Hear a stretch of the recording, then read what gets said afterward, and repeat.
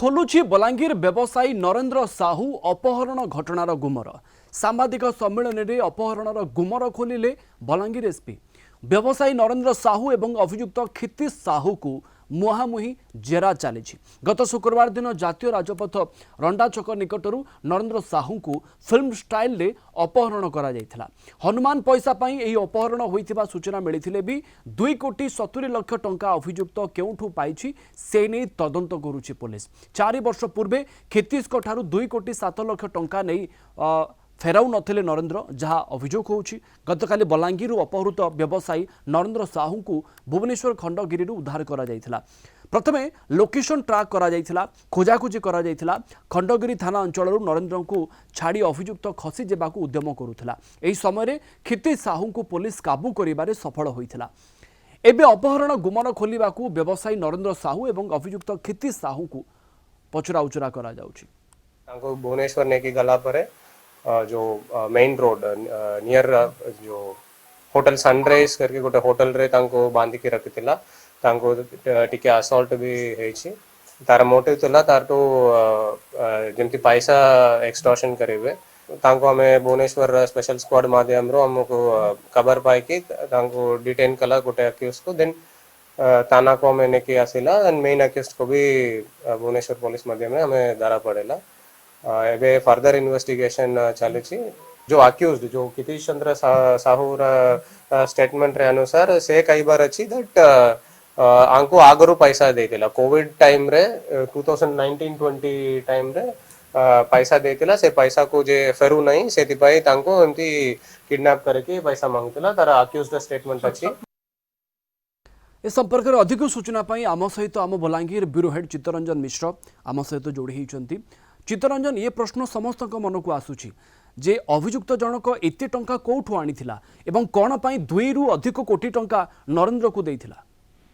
हाँ, निश्चित भाव में देखंतु प्रवीण, जो अपहरण घटनार पर्दाफाश करिछि बलांगीर पुलिस सांबादिक सम्मेलन रे सूचना दैछंती बलांगीर एसपी अभिलाष जी एवं से कहिछंती जो भली भाव में अपहरण करा जायथिला गोटिए फिल्म स्टाइल रे अपहरण करा जायथिला। कारण जेतेबेले तांकु प्रथम रे डका जायथिला एवं जातीय राजपथ जो सोनपुर बलांगीर जातीय राजपथर रंडा छक निकटरू तांकु अपहरण करा जायछि, जहां बलांगीर एसपी सूचना दैछंती।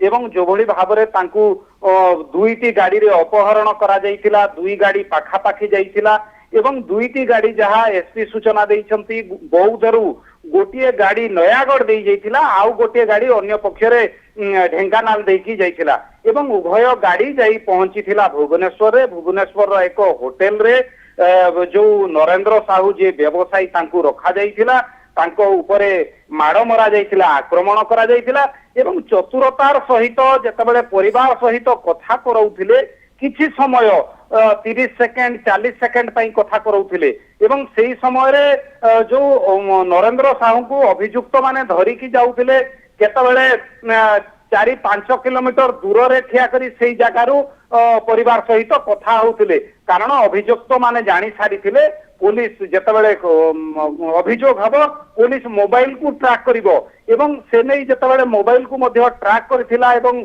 विभिन्न टीम जो बलांगीर पुलिस टीम जाइथिले एवं शेषरे एक होटल रु काबू करथिबा जहां बलांगीर एसपी सूचना दैछंती।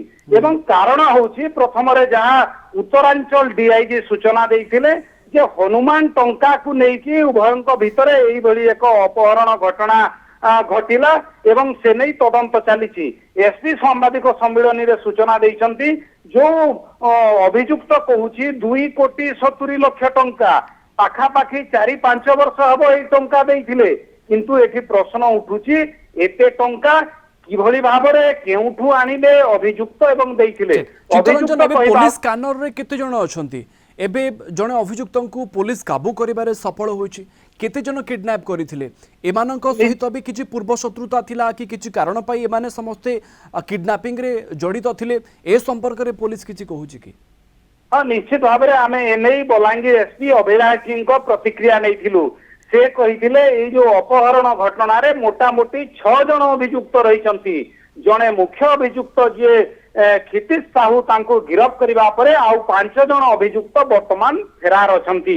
ସେମାନେ କେଉଁ ଅଞ୍ଚଳର ଯଦି ବି ବର୍ତ୍ତମାନ ସୁଦ୍ଧା ପୋଲିସ ଖବର ଦେଇନାହିଁ କିନ୍ତୁ କହିସାରିଛି ଜିଲ୍ଲା ବାହାର ଅର୍ଥାତ୍ ଭୁବନେଶ୍ୱରର କିଛି ଅଭିଯୁକ୍ତ ରହିଛନ୍ତି ଯାହାଙ୍କୁ ଧରିବା ପାଇଁ ପୋଲିସର ସ୍ୱତନ୍ତ୍ର ଟିମ୍ ବର୍ତ୍ତମାନ କାମ କରୁଛି ଏବଂ ଯେହେତୁ ଅଭିଯୁକ୍ତ କହିସାରିଛି ତାର ପରିବହନ ବ୍ୟବସାୟ ଚାଲିଛି ଯୋଉ ବିଭିନ୍ନ କମ୍ପାନୀରେ ପରିବହନ ବ୍ୟବସାୟ ରହିଛି ତ ସେ ନେଇ ମଧ୍ୟ ପୋଲିସ ଗୋଟିଏ ପ୍ରକାର ତଦନ୍ତ ଆରମ୍ଭ କରିଛି ଏବଂ କେଉଁ କେଉଁ ଜାଗାରେ ଅଭିଯୁକ୍ତ କହିବା ଅନୁସାରେ ରାଜ୍ୟ ବାହାରେ ସେ ପରିବହନ ବ୍ୟବସାୟ ରାଜ୍ୟ ଭିତରେ ବିଭିନ୍ନ ସଂସ୍ଥାରେ ପରିବହନ ବ୍ୟବସାୟ ଚାଲିଛି ତ ସେ ନେଇ ବର୍ତ୍ତମାନ ଖୋଳତାଡ଼ ଆରମ୍ଭ କରିଛି ବଲାଙ୍ଗୀର ବଲାଙ୍ଗୀର ଏସପି ଅନେକ କିଛି ସୂଚନା ଦେଇଛନ୍ତି ଆଗାମୀ ସମୟରେ ତଦନ୍ତ କେମିତି ଆଗକୁ ବଢୁଛି ତା ଉପରେ ବି ଚିତ୍ତରଞ୍ଜନ ଆପଣ ନଜର ରଖିଥାନ୍ତୁ ଆପଣଙ୍କୁ ଅନେକ ଅନେକ ଧନ୍ୟବାଦ ଅଧିକ ସୂଚନା